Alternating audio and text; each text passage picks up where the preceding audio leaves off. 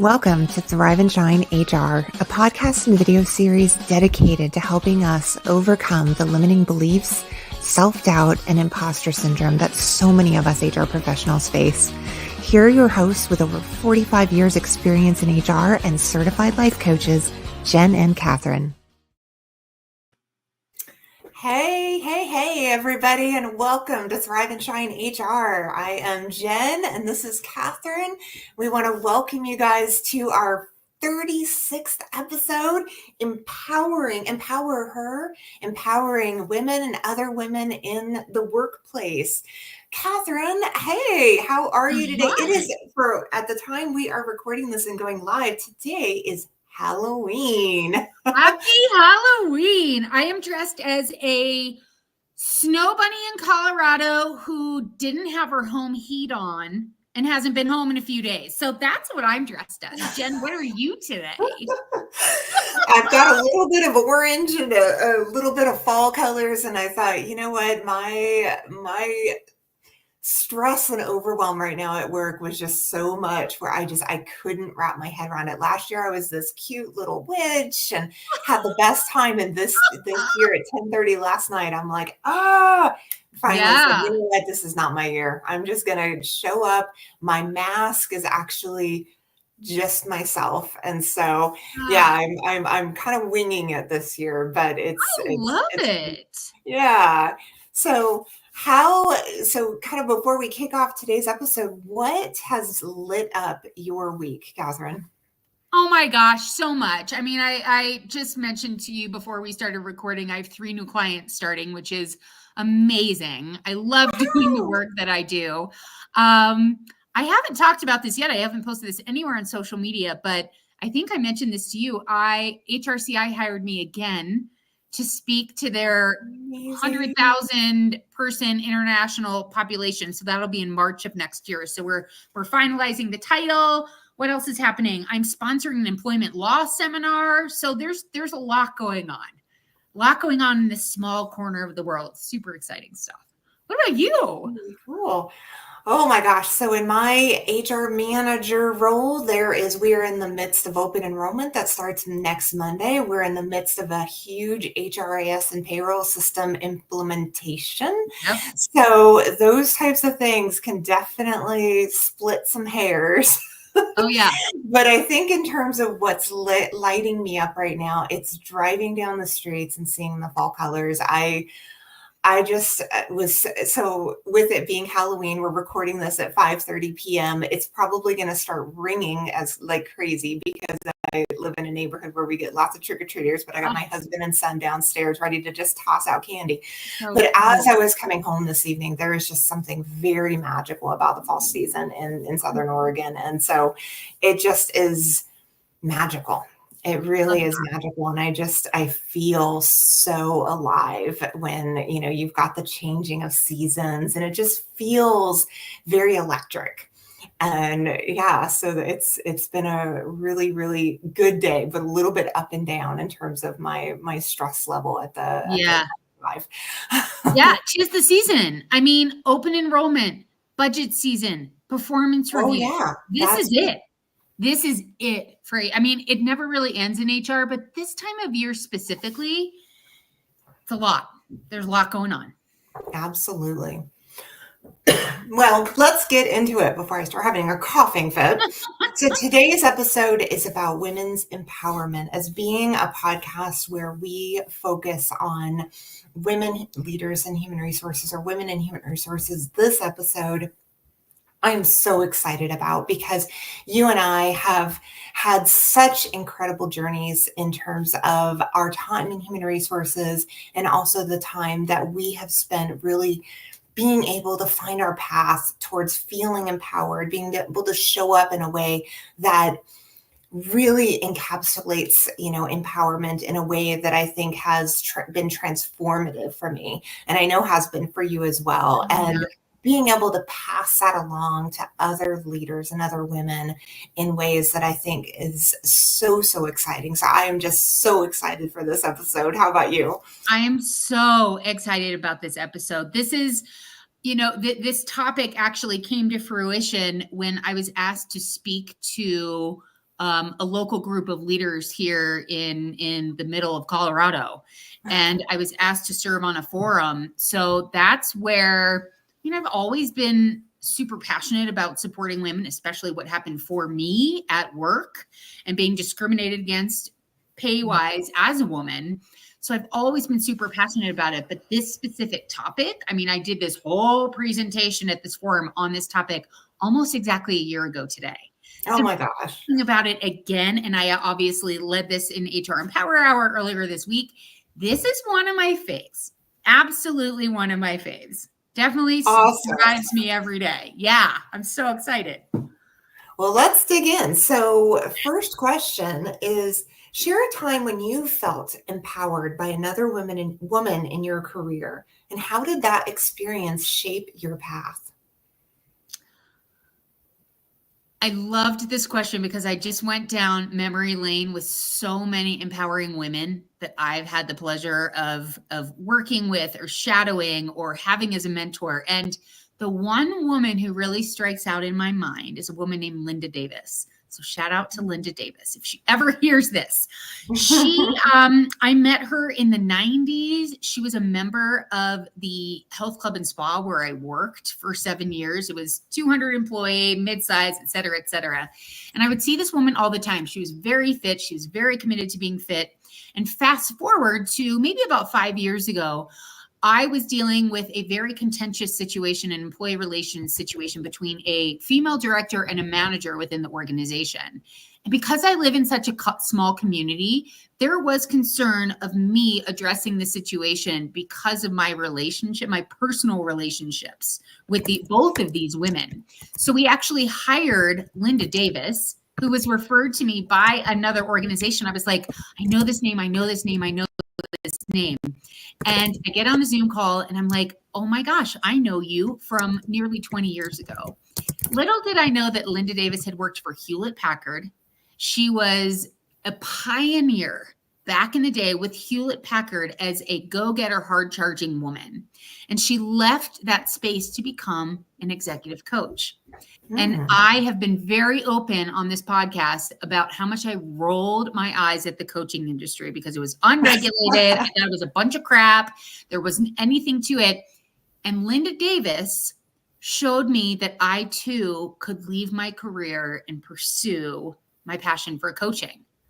And I didn't even realize it was coaching until she started showing me through her actions how to stop telling people how to show up and how to believe in that person, so much so that you bring out the best in them through coaching techniques.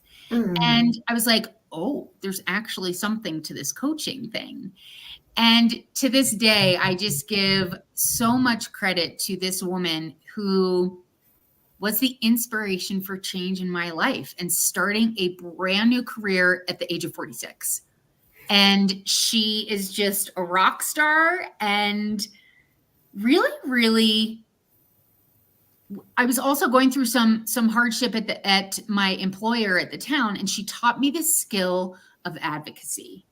So being very assertive, but not in a forceful way, really advocating for myself in an empowered way, especially when it was coming to the pay and gender inequity I was experiencing. She really taught me how to stand tall for myself as a woman. And my life hasn't been the same since, honestly. So it was a really, really cool experience. Really cool. What about you? I almost feel like I could swap the names. I mean, obviously the stories are going to be a little bit different, but in terms of the impact and, that level of belief in myself based on someone else who sees me, who truly sees me. So mine is Donna DeLeon. And when I graduated from college, I was in a position where I was working as a teacher's assistant for Sacramento State down in California. Oh, cool. And I had a role where I was doing teaching assistant and that sort of thing. And when I had graduated, there just was nothing. This was 2009 when I got my MBA, and there was nothing, right? They had just had the crash. And I ended up having this teaching assistant role, and within that role, Donna ended up reaching out to the business program to want to try to inquire about a position that they were hiring for, that they were creating in the company that I ended up working for. And she ended up, talking with my advisor. My advisor immediately recommended me, just based on feeling like that could be a good fit. And from the moment Donna and I met one another, there were instant sparks, because we just really connected on a level where, you know, Mm, how there are just those individuals, you can't even describe it. Sometimes there's just something where you're like, oh yeah. my gosh, you get me. Yeah. You see me. And I think when she came along in my life, I was at a point where I was excited and I was green, and all of these things was so wanting to get out there, and yet she really helped me kind of get my bearings around being able to um, uh, learn how to be, assertive, and learn how to, really put Mm, myself out there in ways that I'd never had before. And from a place of having a really big and open heart, and yet being mhm. able to stand up for herself and being able to speak her mind. And she was the type of leader that it was a real, real pleasure to have as kind of that mentor first coming out of college, because again, like I said, she truly accepted me as me, my Wow. failures, my imperfections, everything. And so there was something about that that gave me permission for the very first time in my life professionally, where I Mm, really knew that whatever I did to put myself out there, whatever I did to kind of throw myself into the fire, I knew she had my back. yeah. And that was something that just was very foreign and new to me. And I think, coming from a place of kind of male dominated, leadership culture, which we'll talk about, in the episode, but it was something that I think it was very, yeah, it was almost hard to believe. It was hard to kind of wrap my head around at the time. And yet, over the 3 years that she and I worked together, I finally found my way of settling into that and really having encapsulated that as a leader since. So for the last 15 years, I've really taken that soft and hard approach where you kind of Mhm. balance it into a really grounded leadership style. So that was a really, really impactful thing for me, and something that I'll never forget. And somebody who still is, a mentor that I know I've talked about on the podcast before, but being able to share how we first started and how she found, really kind of found me. But once we clicked, it was very clear from the beginning that it was meant to be. Do do you have a title for your book? Do I have a title? Yeah, you and I have both talked about how we want to write a book someday. Do you have a title for your book? Because I think you just said it. What was Are it? you ready? Yeah. Grounded leadership. Oh, I like that. Dang, you literally just said that, and I was like, book title, book title. The one, I mean, totally off track, but the one title that I had played with for quite some Yes. time was Rock Bottom HR, how to rise from something like that. So I'd have to go back and look at it, but it was, something along those lines. But I like what you said. I like that a I lot. just repeated back what you said. A coaching technique, so to speak. There you go. Okay, well let's go into question 2. So what Okay. obstacles do you think prevent women from feeling empowered in a male-dominated industry and or leadership roles?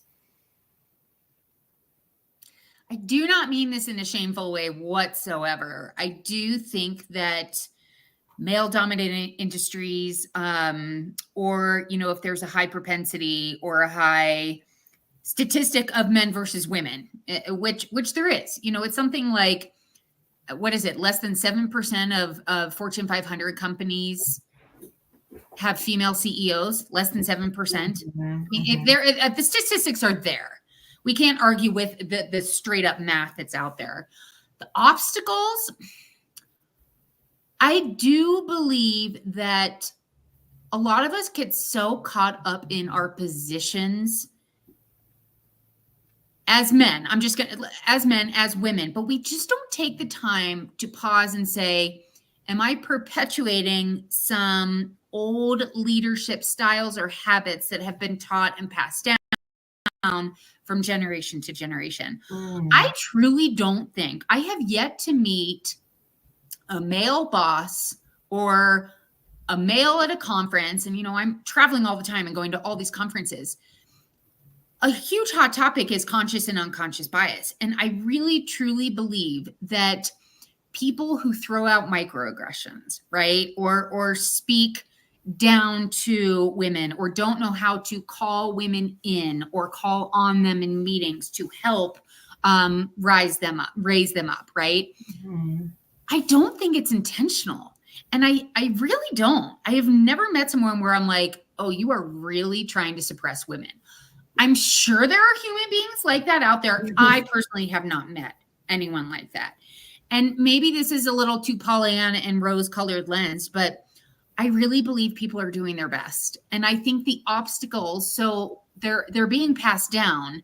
But the big obstacle that I was talking about Tuesday at HR Empower Hour is the sticky floors. It's what we're telling ourselves as women. It's the habits we've developed throughout our lifetimes based on the way we've been socialized that really are the stumbling blocks that we can much more easily and expeditiously get over. Meaning we can work on the skills. We can work on our skill of self-worth, of confidence, of curiosity, of assertion, of empathy, of compassion, all those types of things. And when I think that's another obstacle is our mindset. We believe we're born a certain way. We have this black and white thinking. And once we realize, oh, I just had to work on some skills, and I just have to identify a vision that's out there, and I just have to practice these skills until I actually get there. I think that's huge. So I actually just gave 3 obstacles, which I was not planning on doing. 3. I came up with 3. Jen, what about you? What obstacles do you think prevent women from feeling empowered in male-dominated industries or in leadership roles? I love the point that you brought up around that we all are doing the best that we can. And there's so much that I think that, when we do kind of talk about and have these things brought to the surface, it can really be about, oh, I didn't really see that, right? And so the thing that really came up for me is accepted norms, accepted, patterns, accepted, these things that have been accepted that's not necessarily a that, it doesn't necessarily mean, oh, you're bad and, how dare you? It's really about, these are the types of behaviors, right? When it comes to, showing compassion and empathy, right? And expressing certain emotions that in the workplace has just not been an accepted norm. And so from a female perspective where, trying to kind of bring in this different insight of being able to look at things with a different lens, it's taken time. There's work to do in that area, but man, has there been so much progress as well. So really being able to kind of look at that from a lens of, hey, we've come a long way, but these are still obstacles when it comes to different leadership styles and what is and is not really seen as more or less accepted. And I think from the women, from, kind of what I've noticed from, how that's impacted women is really around the masks that ultimately so many women feel. I don't know if pressure is the right word, but really kind of that expectation of, oh, okay, I need to have kind of this stoic, I need to kind of come across as this type of person in order to be able to, be effective and be, successful. And yet those types of beliefs, to your point, should be questioned as well. So it all kind of comes together, really, both that internal questioning around, well, is it, are these, norms and, is this something that can be challenged and questioned? And what does that look like? And kind of going through that process. And then also doing it in the larger scale way that says, it is okay to question these things. It is okay to bring out these different styles versus this is what we've always known. This is what we've always done. And we don't get emotional, let's keep that out.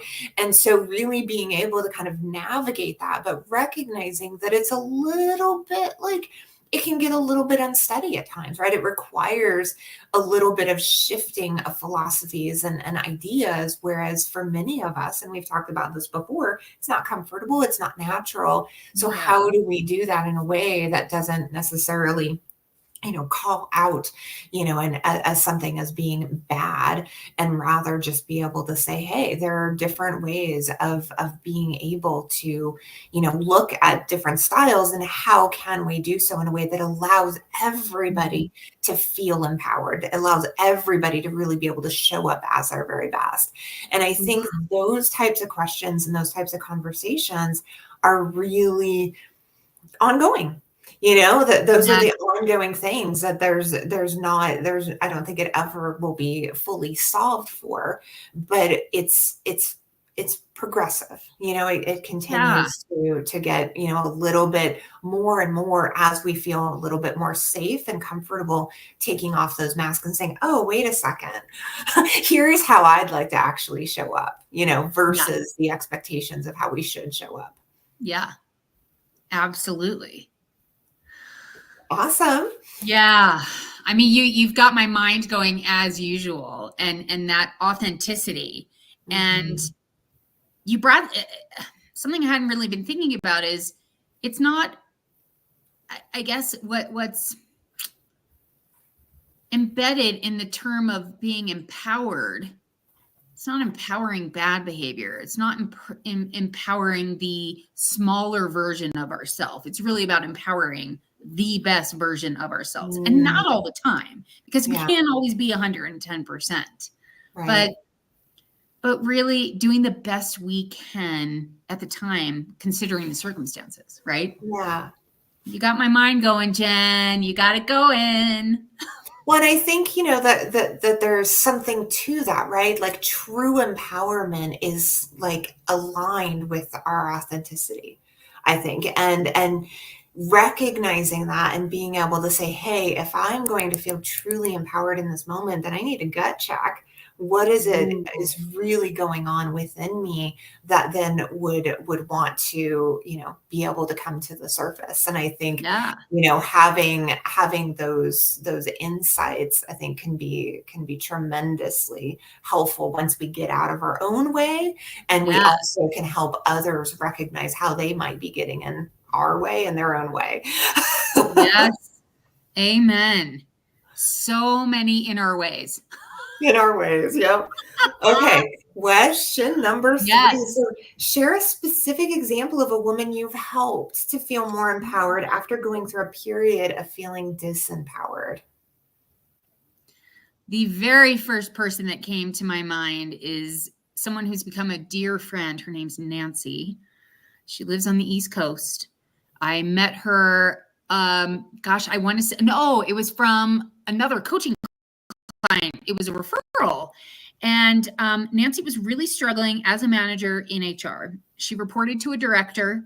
The director was half out the door. She was ready to go, but Nancy didn't want to step up into that director role.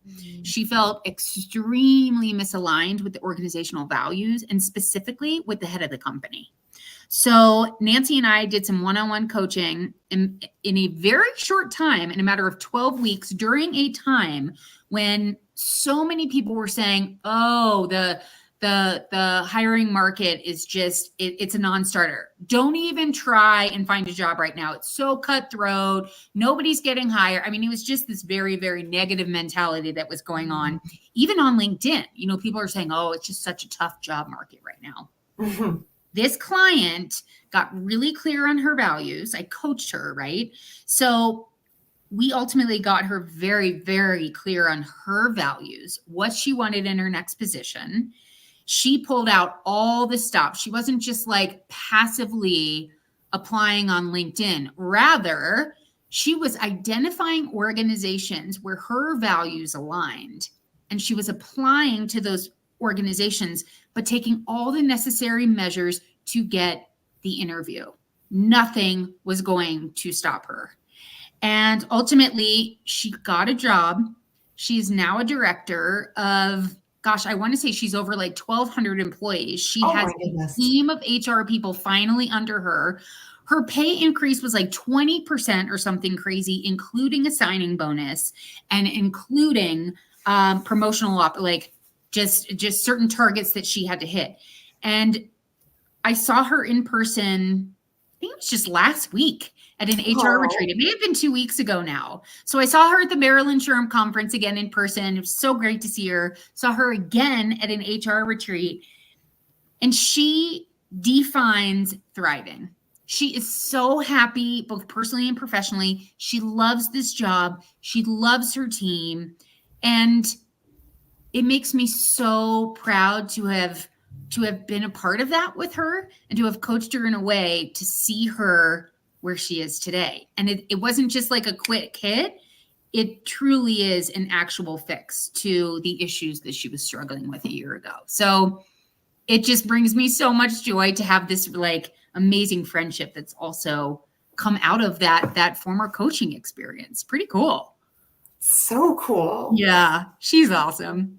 Oh my gosh, that's amazing. I mean, I Yeah. think that having that type of impact and then being able to keep in touch and still see one another, I love Well, our that. relationship's evolved, right? It's completely, well, that's not necessarily true because she's in HR Empower Hour, but I think it is possible to coach someone and to be friends with them. I mean, we have Mhm. definitely we definitely strike that balance. And it's funny because when she's able to come to HR Empower, she's very busy. But when she's able to show up, we have so much fun and there's so much levity to the entire group because she'll be like, oh my God, Katherine, why do you ask me these hard questions? Because as a coach, it is my job to get my clients thinking in a new way. Yeah. So we just have this really fun banter about it. She's ready for it. She knows what she's signing up for. And we giggle about it. We have a really good time with it. I'm like, yep, that's my job. I'm going to make you think. Let's go. Let's elevate you. I don't want you staying stuck where you are. Let's go. Let's keep going. Let's keep elevating. Let's keep evolving. So yeah, it's pretty cool. It's really fun. Oh, lights me up. Jim, what about you? What about a specific example of a woman you've helped feel more empowered who is going through a period of disempowerment?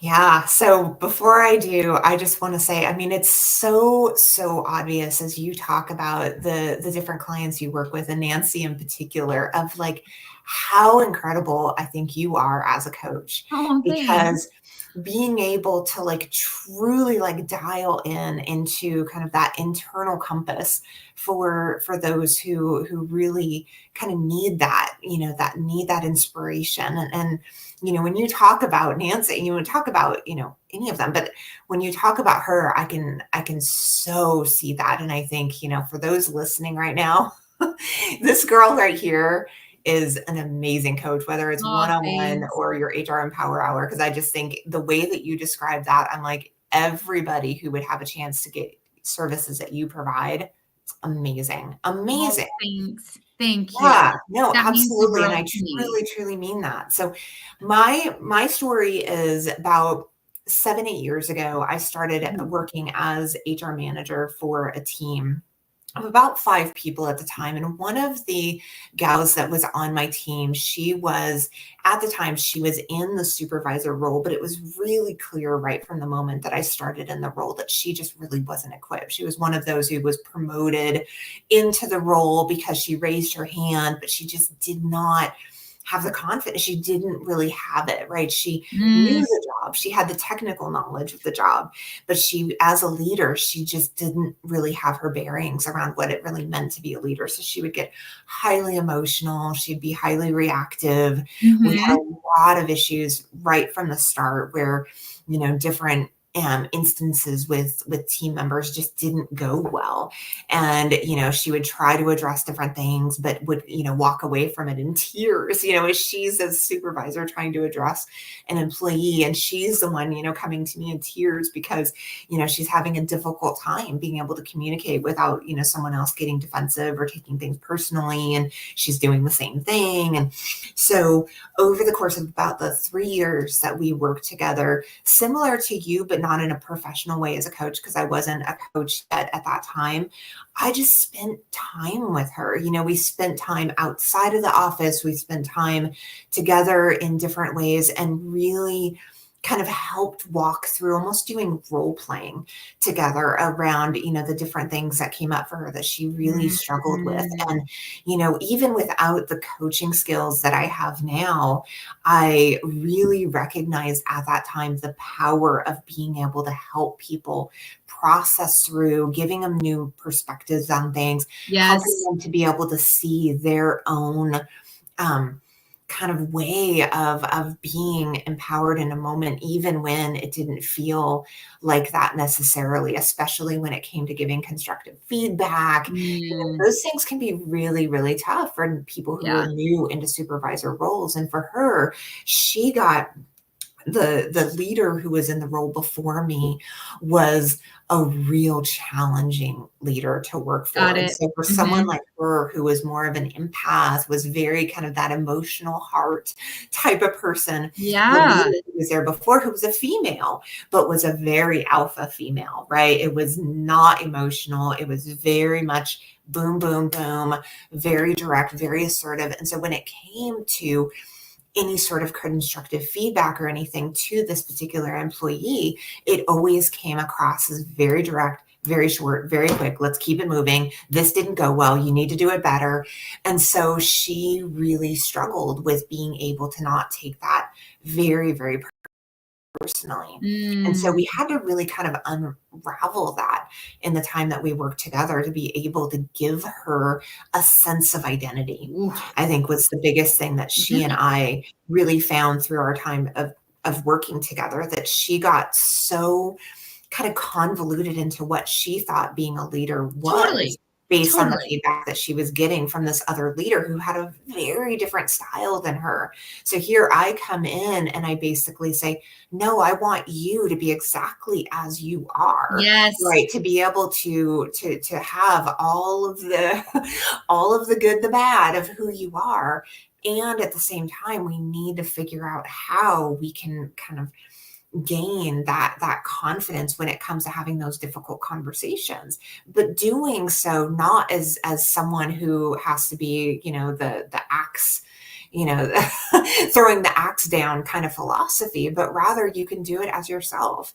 And that really was one of those instances for me that I think led me down was one of the first kind of aha moments for me that led me down the path of going into coaching, because I was like, ooh, there's something to this, being able to really help somebody figure out who they are as a leader.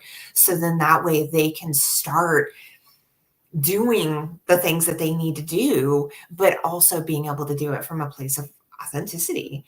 And so it was a pretty powerful thing. And similar to you, we stay in touch. She's still very much involved in the local HR chapter, as am I.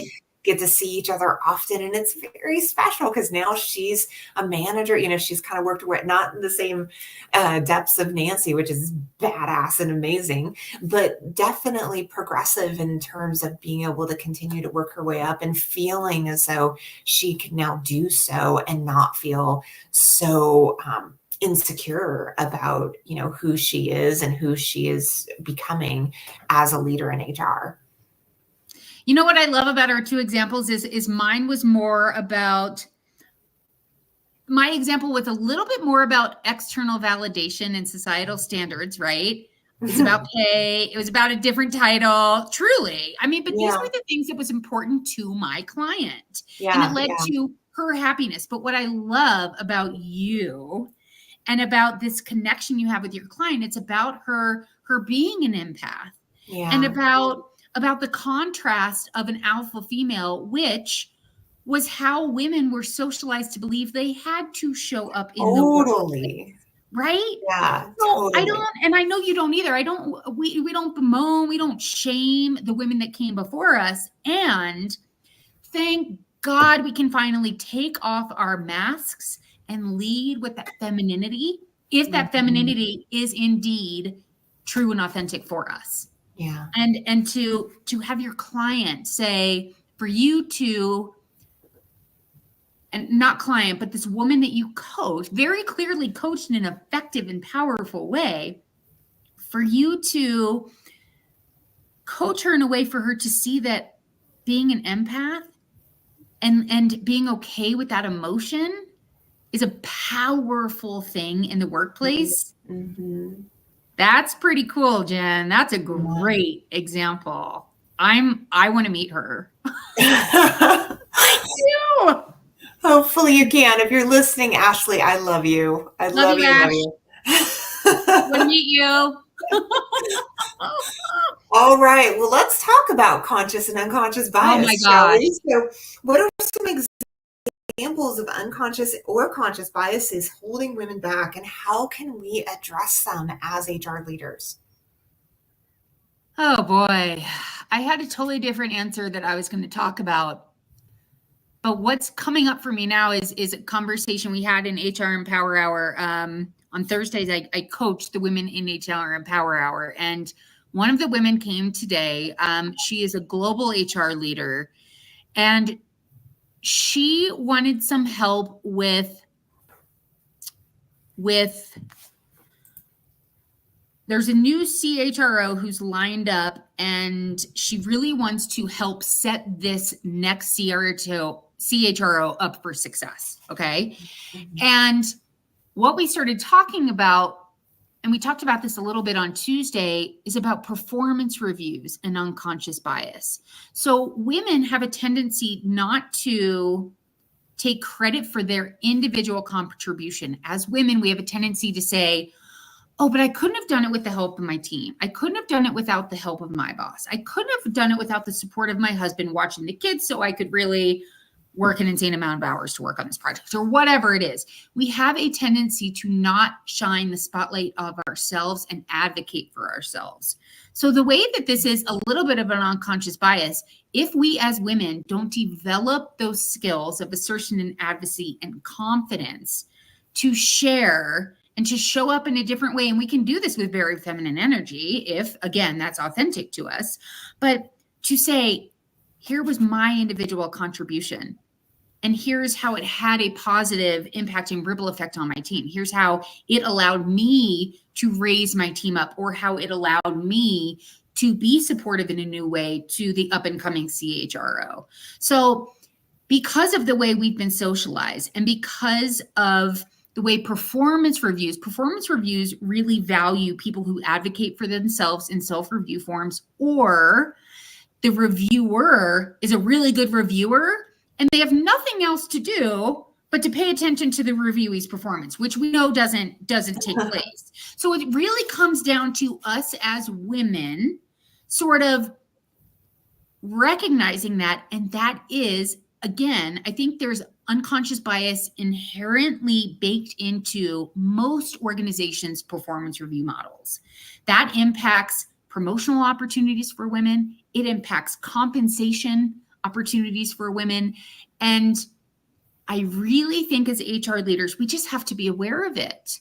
And what this woman in HR Empower Hour ended up thinking about and moving forward with, she's like, she was one of those HR people who said, I never do my self-review. Everybody on my team knows what I do. I don't do my self-review. How many of us do that in HR, right? Like we forget to fill out our open enrollment forms because we're so worried about everybody else. This has happened to me like 50% of the years of open. I'm like so worried about everybody else. I forget to do my elections. So this woman is exactly the same. She's like, I never thought about that being an opportunity to shine the spotlight on myself, to start showing up in a new way, which then has this ripple effect on my team. And I also get to advocate for myself, but my team in my self-eval. And therefore, that's going to start shattering that compensation ceiling, so on and so forth. So it's a little bit of a roundabout answer, but I would be a little upset with myself if I didn't honor that conversation that just happened a couple of hours ago, because it was really cool. It was really powerful. It was really impactful. And she just had, you know, when you can see light bulbs going off in people's brains, it was just like fire coming out of her today. It was so cool. And for a global HR person to take time out for themselves and say, I need some coaching, also pretty cool. Really cool. Okay, Yeah. that was a random answer. No, it was so right on. And it's really funny because you know how occasionally you and I, if we get a question and we're like, ooh, I'm kind of feeling stumped right now. Where do we go? I go to ChatGPT. Do tell. So What did AI bring when to your life you gave today? that response that, just came up for you today, that was number one around, performance reviews and performance perception. So Yes. number one was performance reviews and perceptions.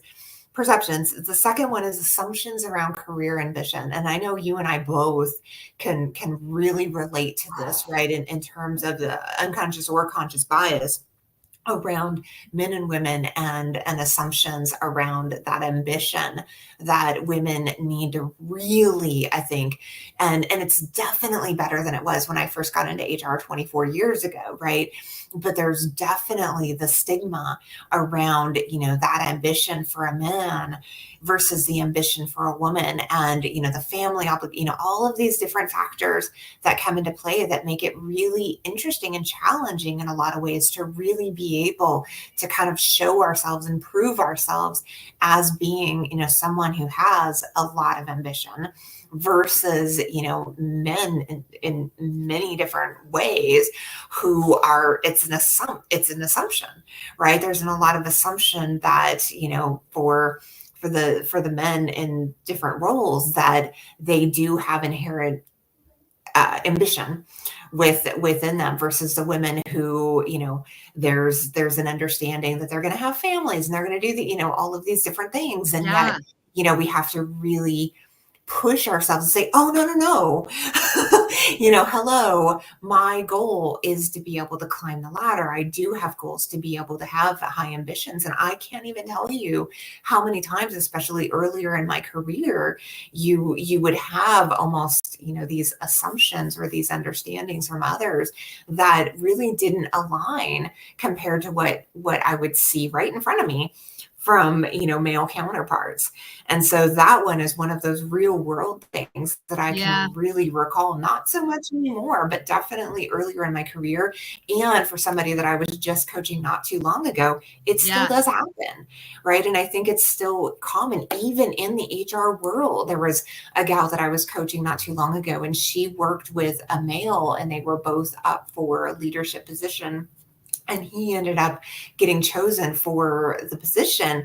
And on the fly, she ended up having a conversation with the CHRO, who was also a male, who had made a comment. I don't want to go too much, but basically the comment had to do with not seeing their long-term future based on, different factors that they believed were going to limit their ability. Travel being one. Oh, with the family, I don't know, that you're going to be able to. Totally. That's like, And that's a conscious bias. You can't yeah, tell me that's unconscious. yeah, right.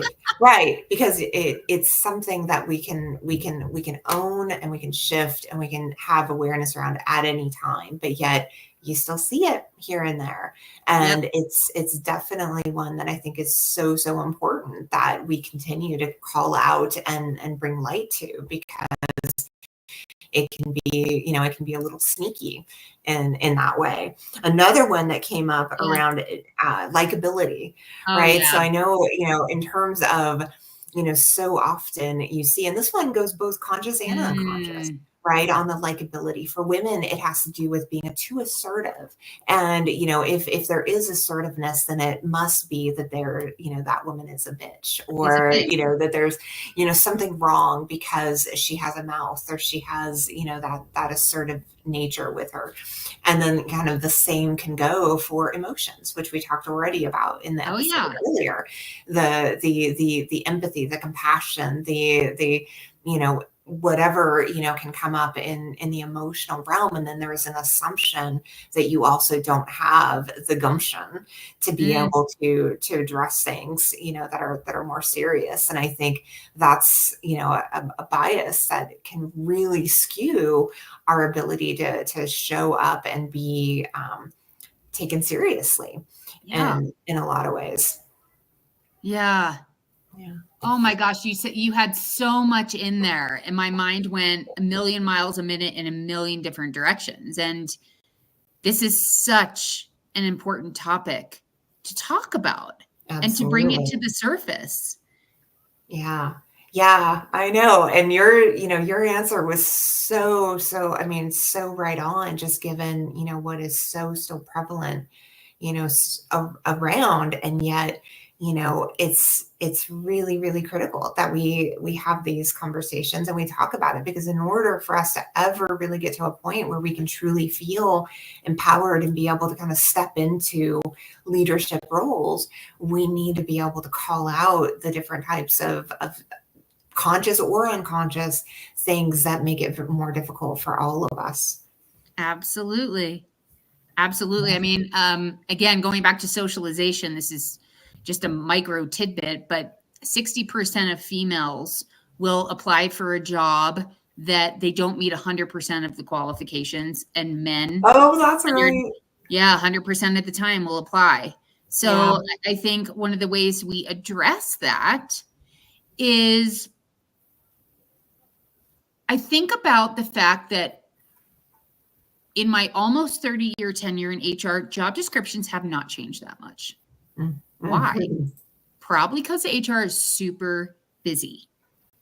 But if we want to help elevate women, if we want to be leaders, if we want to earn that seat at the table, I think we need to start considering looking at archaic practices that we have been doing the same for decades and say, is there any embedded conscious or unconscious bias in here? And do we stop saying, you must, a master's degree is preferred, or 7 years of equivalent experience? I feel like we talked about this last time, maybe not, but can we please start writing our job descriptions a little bit differently and just acknowledge so many of the inherent biases in our society? Really start going about recruitment a little bit differently. Just a thought. I love that. And at the same time, it's like, I know. As it's coming out of my mouth, I was like, who has time for that? But the reality is that, you're right. Job descriptions have been what they've been for so, so long. And if we're really wanting to shift the dial in different ways that are going to truly be impactful, we've got to really dig into them. And I think policies, it really just scratches the surface on all of the things that, that it's really important for us to dissect and be open to being able to shift on. But yeah, I mean, for all of us out there, we've got to carve out that time and we've got to make that time, but recognizing through, us talking about it and saying, hey, you know what, this does matter. When, we can get to it, we're going to get to it, but don't not think that this doesn't matter, because it really does. Okay. Almost there. So what advice would you give to women who struggle to advocate for themselves in the workplace? I would practice outside of the workplace in a low stakes, with a low stakes ask. So maybe it's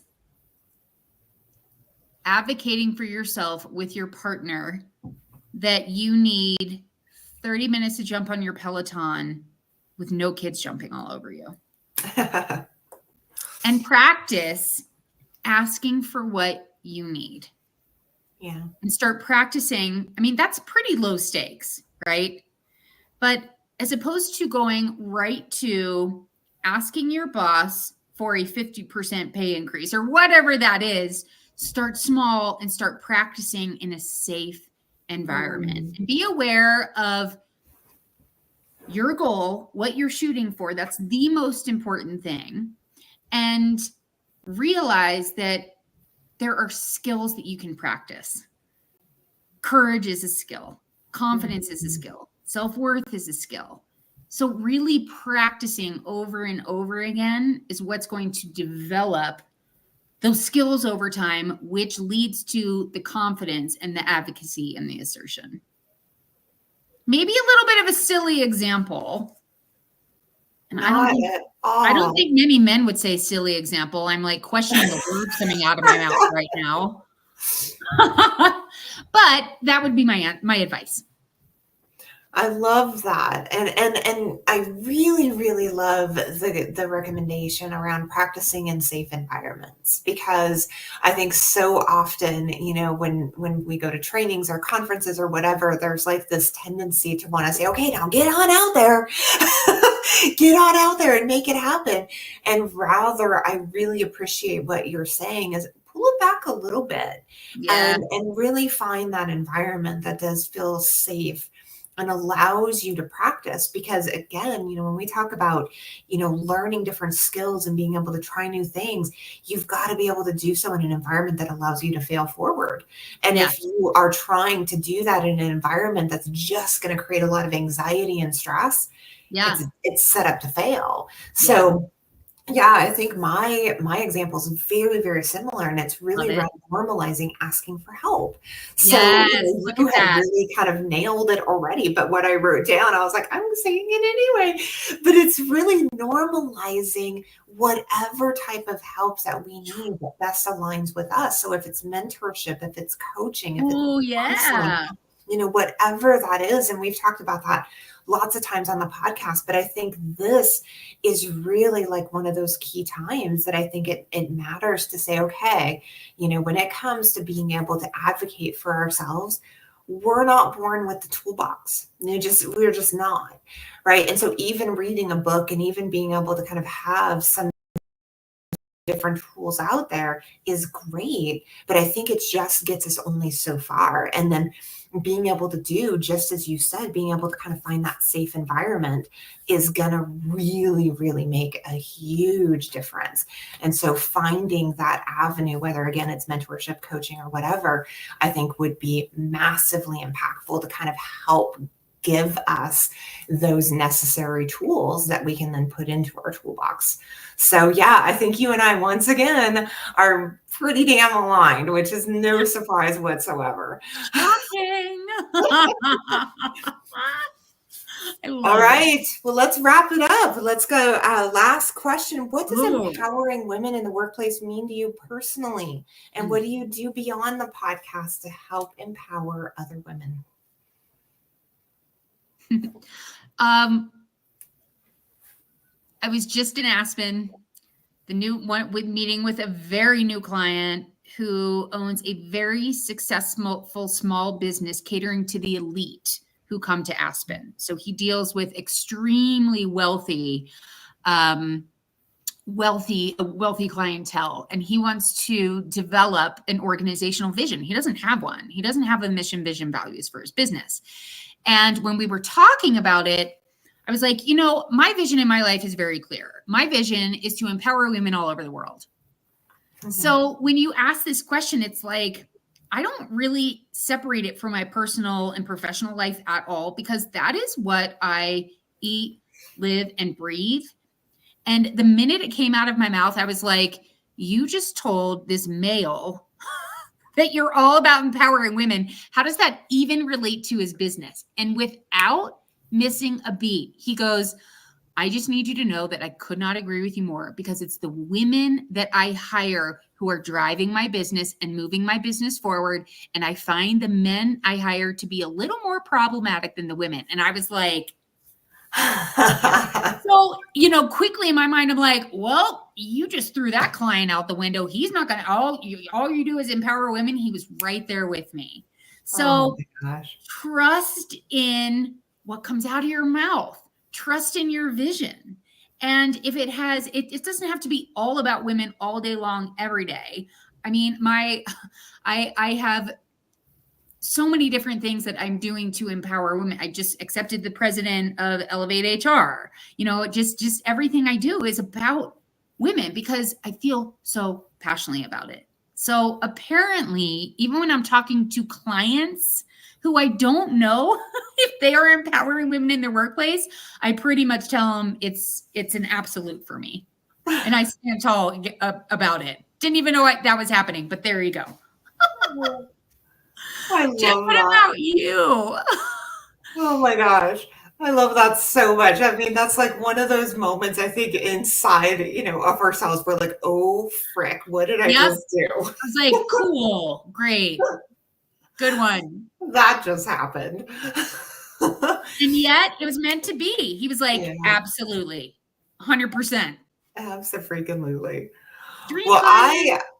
I am so blessed in my life. I am surrounded by testosterone. So I I was live going to in say, a you're house boy where I'm mom. married to a male. I've got two sons. I've got, pets that are male.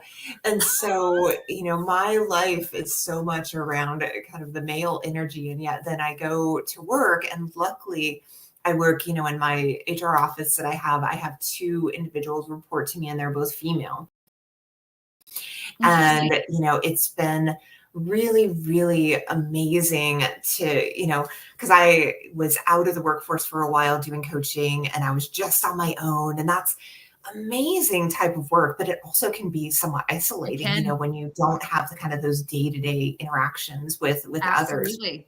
And so having this role now that I've been in it for, I don't know, 15 months now has really been really special for me, because everybody I've ever worked with before, obviously, you always are going to have different types of relationships with each of them, and be able to kind of find what it is about them that's really special and help to bring that out in them. Mm. And what I've truly found is when I'm able to have relationships with women, there's something I'm able to kind of get into that is just different than I'm able to do with, the men that I live with and have worked with. And, I'm able to kind of find something about them that is special, that's unique, that can be, Oh, cultivated. And so from that place, I've really cherished the relationships that I've been able to make, in my workplace, and wow. finding, those special things about others. And similar to what you said, it's not necessarily gender specific, but I think having that connection that I do, with them as I do, based on, who we are and how we are and what we are, I think makes it, very special. And so it's, yeah, I've really, really, kind of taken to love it a lot. And I think being a leader and being able to kind of find that special spark in others is really one of my biggest whys. And whether it's, Oh, women or men, I think it's really about that for me. And yet, I think in my past, in my history, I can't necessarily pinpoint the why behind it, but for whatever reason, those relationships with women have been the ones that have blossomed and bloomed the most in my life. I love that so much for you. I mean, my thought went to immediately, you're a boy mom, you're surrounded by testosterone, right? I didn't know about all your pets being male as well. But Yeah. to have those women at work, I mean, it's just a different energy. And to have that Mhm. opportunity to help lift them up and have that impact on those individual women, but women collectively and Yeah. women in our profession, which I know is one of your huge passions, is empowering women in the HR space. So, Jen, that's pretty cool. That's pretty cool. Yeah. Yeah, I think, for both of us, because I think I know that about you and I, and so many other, women leaders out there. There's something very magical about being able to have an impact on someone else, especially when it comes to them finding their way, Mm, finding their path. And so, being able to be a part of that journey, there's nothing that really compares to that. yeah, I love that. I Yeah. love that so much. Goodness. I I'm listening to a podcast right now, and I may have to like add it to show notes at some point. But it's Jay Shetty, I think. I don't know if you've listened to this one. It's a female who specializes in hormones, and she was Mm, talking about that men are much more simple. And she doesn't mean this disrespectfully, but a male hormone, they only have testosterone and their hormone cycle is 24 hours, where women, we have multiple hormones. We go through variations in our life with our hormones, and we're on a 28-day cycle. And we turn into different humans during perimenopause, menopause, and postmenopause. Like, I could not believe, and we all know that medicine is based on studies performed on men. So there's so much progress being made, and there's so much more that will come, within our lifetime. And I'm so excited to see what happens with women in particular. And and with that knowledge, power, right? Empowerment that comes from that knowledge of being able to say, oh, okay, I can understand now why I get a little crazy. And being able to kind of navigate that based on the awareness that I think science and data is really just still giving to us. Yes. Yeah. And here we are in this lifetime at a pivotal juncture. I mean, let's just call it what it is. The election's very interesting. It's very contentious this year. And whether Harris wins or Trump wins, either way, it's an opportunity for women to stand tall. I have to see the election this way, because otherwise I'm just going to have a heart attack. So when I focus on that, when I'm like, either way, post-election, there's such an opportunity for women to stand tall again in a new way. And we're just going to keep building slowly but surely. I love that. Thank you for bringing the optimistic outlook. I have to, or else I'm not going to sleep for the next week. Yeah. Oh, you think it's just going to be a week now, do you? Apparently I do. I should rethink that, because it may be longer. Might be going on for a while. We're going to be recording it. Girl.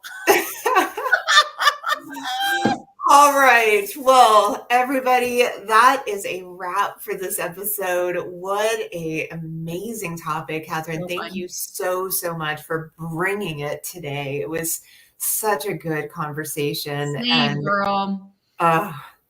Well, I want to thank our audience. Thank you guys so much for joining us. And, just know that we are here for you in terms of your empowerment, your path, your journey. Katherine and I are here to want to give back in so many ways. Katherine, what do you got going on right now that can help others out there be able to find their ways and gain greater empowerment? I mean, what keeps coming up, and I know it's a bit buzzy, the power of the pause, especially right now, as we opened up this episode with open enrollment, with budget season, with, I'm sure, 6 million employee relations issues hitting, because that's what happens with all of the things that are going on right now, kind of beginning middle-ish of Q4. Remember the power of the pause. Remember to take breaths. They are free. Remember, you cannot and should not advocate or be assertive when you are in a heightened emotional state. When you are anything out of homeostasis, when you are not tapped into your parasympathetic nervous system, it is not the time to advocate for yourself. Make sure you are calm, you are cool, and you are not operating from a suboptimal state. I don't know where that just came from. And it's so funny, the question that I was asking, which your answer was amazing, but my question that I was hoping to get for was, I was like wanting to get you to plug your HR Empower out. But I will do that for you. So along with the power of the pause, make sure to check out, and we'll put it in the show notes as we always do, a link to your HR Empower Hour program. Oh, thanks. Well, it is funny because one of the women today, she's in California, and she was like, she has all these things going on. She's like, thank you for giving me a break. Thank you for letting me come here to vent, but also get some coaching so I can leave this discussion feeling that much better. So she paused her work day to join the coaching today, and she left feeling better. She left feeling more empowered. And that's what it's all about. So it is about the power of the pause. There you go. That's right. Yeah. Excellent. Well, everybody, please make sure we love, love, love this podcast so much. So if you haven't already, make sure to download it, make sure to review us, make sure to love us and like us. And, we are wanting to see it grow and evolve, and we need your help to do that. And send us over to a friend, share us with others out there who are HR professionals who really could use a boost when it comes to feeling more empowered and confident in the workplace. So, with that, don't forget, everybody, every day is a new day to thrive and shine in HR. Have a wonderful day, and thank you so much for joining us. Thanks, everyone. We'll see you next time.